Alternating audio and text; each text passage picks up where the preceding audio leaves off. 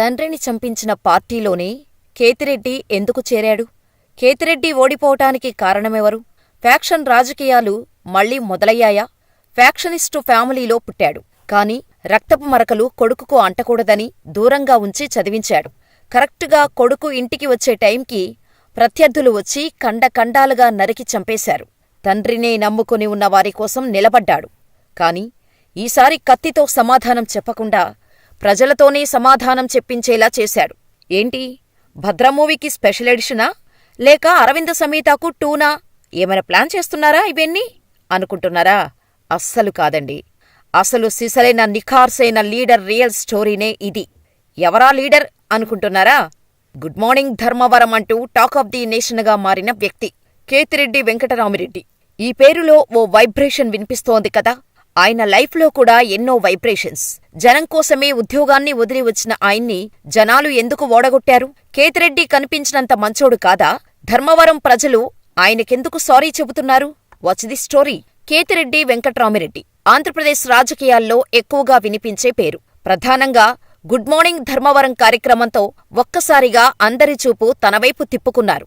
చెప్పాలంటే రాష్ట్ర వ్యాప్తంగా గడప గడపకు ఎమ్మెల్యే వెళ్లటానికి ప్రధాన కారణం ఈయనే అని చెప్పుకోవచ్చు. సాధారణంగా రాజకీయ నాయకులంటే నియోజకవర్గాల్లో ఏదైనా అభివృద్ధి పనులు, శంకుస్థాపన, ప్రారంభోత్సవాలకు వస్తుంటారు. కాని తమకు ఓటు వేసి గెలిపించిన ప్రజలను మాత్రం పట్టించుకోరు. ఎన్నికల ముందు నేనున్నా అంటూ చెప్పటం తప్పితే గెలిచాక మళ్లీ అటువైపే చూడరు. కాని అనంతపురం జిల్లా ధర్మపురం ఎమ్మెల్యే కేతిరెడ్డి వెంకట్రామిరెడ్డి రూటే సెపరేటు. నిత్యం ప్రజల మధ్య ఉంటూ వాటి సమస్యలు తెలుసుకుంటారు. ప్రభుత్వ పథకాలు అందుతున్నాయా లేదా అని స్వయంగా ఆయనే వచ్చి ఆరా తీస్తారు. అది కేతిరెడ్డి బ్రాండ్. ధర్మవరంలో ఏ మూల ఎవరుంటారో, ఏది ఎక్కడ ఉంటుందో నిద్రలో లేపి అడిగినా టక్కున చెప్పే నాయకుడు కేతిరెడ్డి. ధర్మవరం ప్రజలు దేవుడిలా కొలిచే కేతిరెడ్డి వెంకట్రామిరెడ్డి 1980లో కేతిరెడ్డి సూర్యప్రతాపరెడ్డి దంపతులకు అనంతపురం జిల్లా ధర్మవరం నియోజకవర్గం ఎల్లనూరు మండలం తిమ్మంపల్లి గ్రామంలో పుట్టారు. వీరిది రాయలసీమ ఫ్యాక్షన్ నేపథ్యం ఉన్న కుటుంబం. కేతిరెడ్డి పుట్టేనాటికి అంటే 1980 ప్రాంతంలో రాయలసీమలో, ముఖ్యంగా అనంతపురం జిల్లాలో ఫ్యాక్షన్ పీక్ స్టేజ్లో ఉండేది. ముఖ్యంగా అనంతపురం నగరంలో. ఆ టైంలోనే కేతిరెడ్డి వెంకట్రామిరెడ్డి తండ్రి సూర్యప్రతాపరెడ్డి ఓ వర్గానికి నాయకుడిగా ఉండేవారు. ఆయనను అందరూ సూర్యుడు అని పిలవటం మొదలుపెట్టారు. ధర్మవరం, తాడిపత్రిలో వర్గపోరు, రాజకీయ పోరు చాలా ఎక్కువగా ఉండేది. దీంతో సూర్యప్రతాపరెడ్డిగారు తన పిల్లలకు ఫ్యాక్షన్ మరకలు అంటకూడదని, వారిని పుట్టిన ఊరికి దూరంగా పెంచాలని డిసైడయ్యారు. అలా కేతిరెడ్డి వెంకట్రామిరెడ్డిని 3 ఏళ్ల వయసులో తాడిపత్రిలో ఉన్న అరవింద్ ఆశ్రమంలో చేర్పించారు. అక్కడే వెంకట్రామిరెడ్డి పాఠశాల విద్యాభ్యాసం పూర్తయింది. ఆ తర్వాత తమిళనాడులోని కోయంబత్తూరులో ఉన్న భారతీయ యూనివర్సిటీ నుంచి ఇంజనీరింగ్ పట్టా పొందారు. ఆ తర్వాత రిలయన్స్లో మంచి ఉద్యోగం రావటంతో హైదరాబాదుకు మారారు. కరెక్టుగా అప్పుడే ధర్మవరంలో రాజకీయ పోరు చాలా ఎక్కువైంది. సూర్యప్రతాపరెడ్డికి ప్రత్యర్థులుగా ఉన్న బొగటి నారాయణరెడ్డి, జేసీ ప్రభాకర్ రెడ్డి, జేసీ దివాకర్ రెడ్డి, వారితో శత్రుత్వం మరింత పెరిగింది. అప్పట్లో జేసీ కుటుంబం కాంగ్రెస్ పార్టీలో కీలకంగా ఉంటూ ధర్మవరంలో ఆధిపత్యాన్ని చెలాయించేవారు. దీంతో కేతిరెడ్డి సూర్యుడు తెలుగుదేశం పార్టీలోకి చేరారు. అలా టీడీపీలోకి చేరిన సూర్యుడికి 1999లో మొదటిసారిగా ఎమ్మెల్యేగా పోటీ చేసేందుకు బీఫామ్ ఇచ్చింది టీడీపీ అధిష్టానం. ఇక ఆ ఎన్నికల్లో జేసీ బ్రదర్స్ని ఓడించి మరీ ఘన విజయం సాధించారు సూర్యుడు. ఇదిలా ఉండగా హైదరాబాదులో నెట్వర్క్ ఇంజనీర్గా పనిచేస్తున్న కేతిరెడ్డి వెంకట్రామిరెడ్డికి మైసూరారెడ్డి తమ్ముడు కూతురు సుప్రియారెడ్డితో వివాహం జరిగింది. అలా పూర్తిగా ఫ్యామిలీ మ్యాన్గా రాజకీయాలకు, ఫ్యాక్షన్ గొడవలకు దూరంగా ఉండేవారు కేతిరెడ్డి. అలా ఉద్యోగం చేసుకుంటూ హైదరాబాదులోనే కాపురం పెట్టారు కేతిరెడ్డి. అయితే అప్పటికే సిట్టింగ్ ఎమ్మెల్యేగా ఉన్న సూర్యుడికి టీడీపీ ఎమ్మెల్యే టికెట్టు ఇవ్వలేదు. రాజకీయంగా వెనక్కి తగ్గితే ప్రత్యర్థుల నుంచి హాని తప్పదని భావించిన సూర్యుడు కాంగ్రెస్ పవర్ఫుల్ లీడర్గా ఉన్న వైఎస్ రాజశేఖర్ రెడ్డితో సంప్రదింపులు మొదలుపెట్టారు. కానీ జేసీ బ్రదర్స్ అప్పటికే కాంగ్రెస్లో బలంగా ఉండటంతో సూర్యుడు కాంగ్రెస్లోకి రావటం పట్ల తీవ్రంగా అభ్యంతరం తెలిపారు. ఎందుకంటే వర్గపోరు అధికంగా ఉన్నప్పుడు సూర్యుడు జేసీ బ్రదర్స్పై మర్డర్ అటెంప్ట్ చేశారు. ఈ విషయంపైనే టార్గెట్ చేస్తూ కాంగ్రెస్ నేతలను చంపటానికి ప్రయత్నించిన వ్యక్తిని అసలు పార్టీలో ఎలా చేర్చుకుంటారంటూ సూర్యుడిని అసలు కాంగ్రెస్లో అడుగుపెట్టనివ్వలేదు. సరిగ్గా అప్పుడే సూర్యుడికి తీవ్రమైన అనారోగ్య సమస్యలు వచ్చాయి. ఎంతలా అంటే ఆయన 2 కిడ్నీలు దెబ్బతిని కనీసం నడవలేని స్థితికి వచ్చేశారు. దీంతో తండ్రిని బతికించుకోవటం కోసం హైదరాబాదుకు తీసుకొచ్చిన కేతిరెడ్డి దగ్గరుండి మరీ కిడ్నీ ట్రాన్స్ప్లాంటేషన్ చేయించారు. అలా కొద్దిగా కోలుకున్నాక కేతిరెడ్డి స్వయంగా తన తండ్రి సూర్యుడిని ట్రైన్లో తీసుకొని బయల్దేరారు. కరెక్టుగా తాడిపత్రి రైల్వే స్టేషన్ వచ్చేసరికి సూర్యుడి మీద ప్రత్యర్థులు దాడి చేశారు. కత్తులు, గొడ్డలతో ఆయన మీద దాడి చేసి ముక్కలు ముక్కలుగా నరికేశారు. హత్య చేసిన వారిని అరెస్ట్ చేయకుండా సూర్యుడి తమ్ముడు పెద్దారెడ్డిని మరో హత్యాయత్నం కేసులో అరెస్ట్ చేసి జైలుకు పంపించారు. ఇక మరో దారి లేక హైదరాబాదులో ఇంజనీర్ ఉద్యోగాన్ని వదిలి ధర్మవరానికి వచ్చారు కేతిరెడ్డి. ఇక తన తండ్రిని చంపిన వారిపై పెట్టిన కేసును విత్డ్రా చేసుకుంటేనే తన చిన్నాన్న పెద్దారెడ్డిని విడుదల చేస్తామని రాజకీయ ప్రత్యర్థులు ఒత్తిడి తెచ్చారనే టాక్ కూడా అప్పట్లో వినిపించింది. తన చుట్టూ ఇంత దారుణం జరుగుతున్నా కేతిరెడ్డి మాత్రం ఫ్యాక్షన్ వైపు వెళ్లలేదు. తన తండ్రి కోరుకున్నది కూడా అదే. తనతో పాటే ఫ్యాక్షన్ అంతమైపోవాలని అనుకున్నారు. అందుకే కేతిరెడ్డి సహా మిగిలిన 2 పిల్లలను సైతం ఊరికి దూరంగా ఉంచి చదివించారు.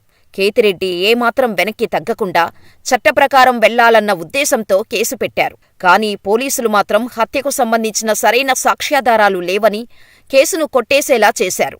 ఇక ఆ కేసును వెనక్కి తీసుకోకపోతే పెద్దారెడ్డిని బయటకు రానియమని చెప్పటంతో తండ్రి మర్డర్ కేసుపై వెనక్కి తగ్గాల్సి వచ్చింది. ఇక తండ్రి హత్య తర్వాత అనూహ్యంగా రాజకీయాల్లోకి వచ్చారు కేతిరెడ్డి. వైఎస్ రాజశేఖర్ రెడ్డిని కలిసి కాంగ్రెస్ తీర్థం పుచ్చుకున్నారు. 2006 నుంచి 2009 వరకు యాక్టివ్గా పనిచేశారు. సూర్యుడు హత్య వెనుకున్నది జేసీ బ్రదర్స్ అనే ఆరోపణలు బలంగా వినిపించినా తండ్రిని చంపిన పార్టీలోనే చేరి కాంప్రమైజ్ అయ్యాడు అంటూ ఎన్నో మాటలు వినిపించాయి. అయినా కేతిరెడ్డి మాత్రం కుంగిపోలేదు. అనంతపురంలో కాంగ్రెస్ పార్టీ బలోపేతానికి గట్టిగా పనిచేశారు. ఆ శ్రమను గుర్తించిన అప్పటి సీఎం వైఎస్ రాజశేఖర్ రెడ్డి 2009లో ధర్మవరం కాంగ్రెస్ ఎమ్మెల్యే టికెట్ ఇచ్చారు. అలా మొదటిసారిగా పోటీ చేసి దాదాపు 19,000కు పైగా మెజారిటీతో గెలిచారు. ఇక ధర్మవరంలో ప్రధానంగా నీటి సమస్యను తీర్చటం కోసం ముఖ్యమంత్రిని కలిసి 80 కోట్ల నిధులు శాంక్షన్ చేయించి తాగునీటి సమస్యను పరిష్కరించాడు. అది కూడా ఎమ్మెల్యే అయిన మొదటి ఏడాదిలోనే. అయితే కేతిరెడ్డి ఎమ్మెల్యే అయిన కొన్ని నెలల్లోనే వైఎస్ అనూహ్య రీతిలో మరణించటంతో తన రాజకీయ గురువును కోల్పోయినట్టు అనిపించింది కేతిరెడ్డికి. ఆ తర్వాత వైఎస్ కొడుకు జగన్ పెట్టిన వైసీపీలో జాయినై జగన్కు అండగా నిలబడ్డారు. 2014 ఎన్నికల ముందు వైఎస్సార్ పార్టీలో చేరారు. కానీ ఆ ఎన్నికల్లో కేతిరెడ్డిని ప్రజలు ఓడించారు. టీడీపీ అభ్యర్థి సూర్యనారాయణ చేతిలో 14,000 తేడాతో ఓడిపోయారు. అయినా ఆయన ఏమాత్రం నిరాశ చెందకుండా ఓడిపోవటానికి కారణాలేంటి, తనలో ఉన్న లోపాలేంటో తెలుసుకున్నారు. ముఖ్యంగా ప్రజలకు తాను దూరంగా ఉంటున్నా అనే కారణంతో ఓడిపోయానని గ్రహించారు. ఆ తరువాత నిత్యం నియోజకవర్గంలో ఉంటూ ప్రజల సమస్య పరిష్కారానికి కృషి చేశారు. 2019లో మరోసారి ధర్మవరం నుంచి గెలుపొందారు. ఎమ్మెల్యేగా గెలిచాక మునుపటి మాదిరి చేసిన తప్పులు చేయకుండా కొత్తగా వినూత్నంగా చెయ్యాలని, అసెంబ్లీ సమావేశాలు ఉంటే అసెంబ్లీలో లేదంటే ప్రజల మధ్య ఉండాలని నిర్ణయించుకున్నాడు. ఇలా 2020 డిసెంబర్లో గుడ్ మార్నింగ్ ధర్మవరం అనే ప్రోగ్రాం మొదలుపెట్టి ప్రజల వద్దకే వెళ్లటం మొదలుపెట్టారు. నిత్యం ప్రజల్లో ఉంటూ వారి సమస్యలను తెలుసుకొని సత్వరమే పరిష్కరించటం మొదలుపెట్టారు. ప్రతిరోజు ఉదయం ఎంపిక చేసిన గ్రామాల్లో, వార్డుల్లో సంబంధిత అధికారులు, మున్సిపల్ కమిషనర్, గ్రామ సచివాలయం సిబ్బందితో కలిసి పర్యటించటం మొదలుపెట్టారు. ఆయనే నేరుగా ప్రజల వద్దకు వెళ్లి వారి సమస్యలను తెలుసుకొని రేషన్ కార్డు దగ్గర నుంచి రోడ్డు పనులు, చెత్త తరలింపు వంటి సమస్యలను అక్కడికక్కడే పరిష్కరించేవారు. పొరపాటు చేసిన అధికారులపై కోపగించుకొని తప్పు చేసిన అధికారిపై కొరడా జులిపించేవారు. మళ్లీ అలాంటి పొరపాట్లు చేయవద్దని వార్నింగ్ ఇచ్చేవారు. పేరుకు తగ్గట్టు ధర్మవరంలో ఇక నుంచి ఫ్యాక్షన్ ఉండకూడదని, అంతా ధర్మబద్ధంగానే ఉండాలని, ఫ్యాక్షన్ వదిలేయాలని చెప్పేవారు. కేతిరెడ్డి మొదలుపెట్టిన ఈ కార్యక్రమం వల్లనే వైసీపీ అధినేత జగన్ కూడా ఇంటింటికి ప్రతి ఎమ్మెల్యే తన నియోజకవర్గంలో తిరగాలని చెప్పారు. కానీ రాజకీయంగా జరిగిన మార్పుల కారణంగా 2024 ఎన్నికల్లో పరిటాల శ్రీరామ్ చేతిలో ఓడిపోవాల్సి వచ్చింది.